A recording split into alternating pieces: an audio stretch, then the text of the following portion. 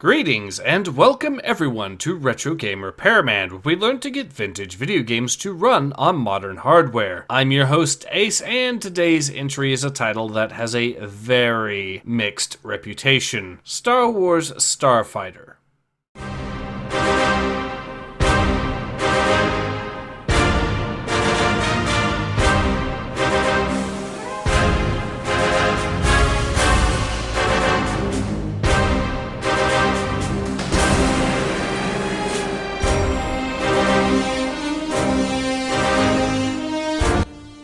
First released all the way back in 2001, originally for the PS2, with a later Xbox port and even later PC port coming out, Star Wars Starfighter, along with its sequel Jedi Starfighter, have a reputation as playing second fiddle to the Rogue Squadron games that were coming out around that time. A reputation that I don't believe is entirely fair, as these were good games in their own right. Unfortunately though, the PC port to Star Wars Starfighter isn't exactly doing it any favors, lacking not only the additional content that was added into the Xbox version of the game, but also even lacking content that was in the PS2 version, such as multiplayer support. Amusingly, the Xbox version, even for the record, has mods, which the PC version does not. Unsurprisingly, I would therefore strongly recommend trying out the Xbox version of the game, which can in fact be played by modern Xbox hardware. And in addition, if you are the type that emulates, then Zemu is also a way to play the Xbox version of the game, assuming you already own a copy of the Xbox version of the game, that is. But for those unfortunate souls who have decided to pick up the PC version, consider this guide to be your video on how to get the game running correctly. On that subject, it's worth noting that I am testing these fixes out on a Windows 10 64-bit with 48GB of DDR4 RAM, an i7-6700K processor, and a GTX 980 Ti.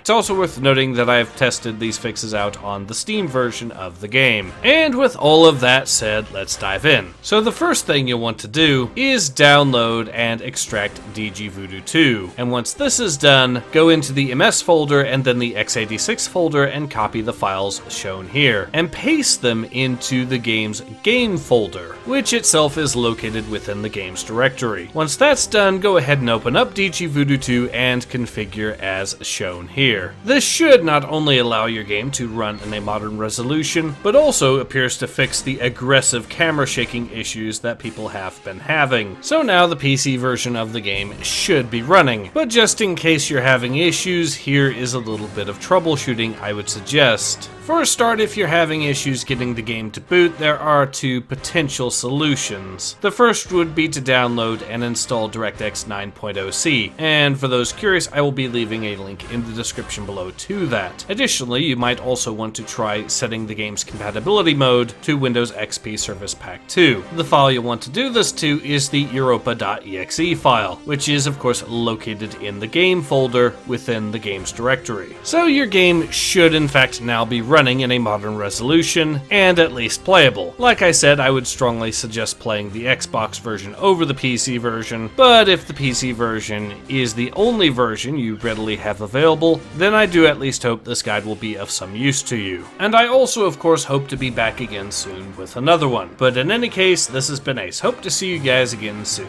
Take care. Ace out.